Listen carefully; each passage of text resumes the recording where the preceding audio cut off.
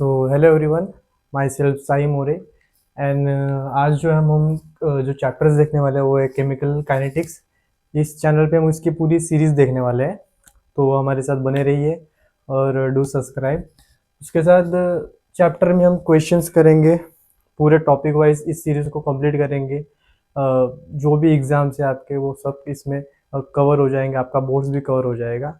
ये जो लेक्चर होने वाला है ओनली इंट्रोडक्शन लेक्चर होने वाला है, जिसमें मैं आपको बताऊंगा कि हम केमिकल काइनेटिक्स क्यों स्टडी करते हैं, क्यों ये ब्रांच कौन सी है और क्या इसमें हम पढ़ेंगे। ठीक है, तो first of all chemical kinetics में जो वर्ड्स है काइनेटिक्स, इसका मीनिंग क्या होता है। ये जो वर्ड है काइनेटिक्स, ये एक ग्रीक वर्ड से लिया गया है, जिसमें ग्रीक वर्ड में था काइनेसिस, जिसका मीनिंग था मूवमेंट या फिर हम कह सकते हैं मोशन। तो मोशन या मूवमेंट हम कह सकते हैं। तो हम यहाँ पे देखने वाले हैं केमिकल का मोशन मीन्स रिएक्शन। एक्चुअली में रिएक्शन कैसे कैसे होती है रिएक्शन, एक्चुअली वो हम देखने वाले हैं। तो जब भी हम रिएक्शन की बात करते हैं तो उसमें हम साइंटिस्ट को 3 क्वेश्चंस आते हैं। जब भी हम रिएक्शन की बात करेंगे तो हमें 3 साइंटिस्ट को जो होते हैं वो 3 सवाल आते हैं। तो फर्स्ट जो आता है उसमें फिजिबिलिटी। तो what is mean by feasibility. Feasibility यानी ये रिएक्शन जो भी हम करवा रहे हैं वो होगी या नहीं होगी, इसके बारे में हमें फिजिबिलिटी बताया है। लाइक जैसे ये सभी कुछ केमिकल से बना है, मैं केमिकल से बना हूँ, ये बोर्ड केमिकल से बना है, पूरी दुनिया ही केमिकल से बनी है। तो क्या मैं इस बोर्ड के साथ रिएक्ट कर रहा हूँ, क्या मैं इससे चिपक गया हूँ रिएक्शन होके? तो नहीं, इसका मैंने कुछ कंडीशन होगी, रिएक्शन होने के लिए कुछ कंडीशन होगी, कुछ रिएक्शन होगी नहीं होगी, तो क्या वो कंडीशंस होगी, ये सब हम किस में देखते हैं, फिजिबिलिटी में देखते हैं। तो इस चैप्टर में हम फिजिबिलिटी तो नहीं देखेंगे, इसमें ये जो फिजिबिलिटी होती है कि रिएक्शन होगी नहीं होगी, ये सब चीजें हम थर्मोडायनामिक्स में पढ़ते हैं। ठीक है, उसके बाद सेकंड क्वेश्चन जो आता है वो होता है कि अगर मेरी रिएक्शन हो रही है, सपोज एक रिएक्टेंट है, वो अगर प्रोडक्ट बी में जा रहा है तो किस रेट से जा रहा है, मतलब कितने स्पीड से जा रहा है। जैसे कि रिएक्शन फास्ट हो रही है, स्लो हो रही है, वेरी फास्ट हो रही है, वेरी स्लो हो रही है, ये सब चीजें हम देखेंगे। तो जब भी एक सेकंड सवाल जो आता है कि रिएक्शन की स्पीड क्या होगी, या फिर हम बोल सकते हैं रेट, या फिर जो हम चैप्टर पढ़ रहे हैं उसकी लैंग्वेज में हम उसको बोलते हैं काइनेटिक्स। ठीक है, ये जो है हम किस में पढ़ेंगे, केमिकल काइनेटिक्स में पढ़ेंगे। केमिकल काइनेटिक्स में ये चीज हम क्या करने वाले हैं, पढ़ने वाले हैं। ओके, सो अभी सपोज मैंने बोला कि रिएक्शन हो रही है, तो कैसे हो रही है, एक्सटेंट ऑफ रिएक्शन मेरे को बोलना है यहाँ पे। एक्सटेंट ऑफ रिएक्शन, कितने अच्छे से वो रिएक्शन हो रही है, कितने बुरे तरीके से वो रिएक्शन हो रही है। तो मैं लिखूंगा यहाँ पर extent of reaction. Suppose industry point of view से मैं बोल रहा हूँ, जैसे कि सपोज मेरे पास कोई 10 kg रिएक्टेंट है, उसको अगर मैं रिएक्ट करवा रहा हूँ, तो अगर वो मेरे को कुछ 5 kg प्रोडक्ट ही बना के दे रहा है, तो क्या ये रिएक्शन मेरे लिए यूजफुल है, क्या ये इंडस्ट्री के लिए यूजफुल है?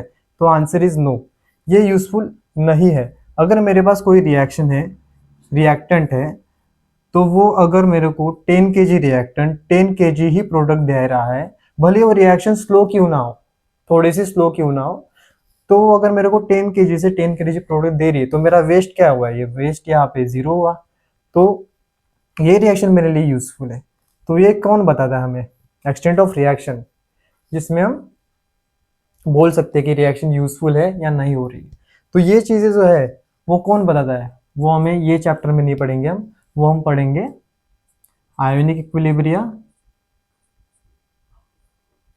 आयोनिक इक्विलिब्रियम, या फिर हम बोल सकते हैं केमिकल इक्विलिब्रियम।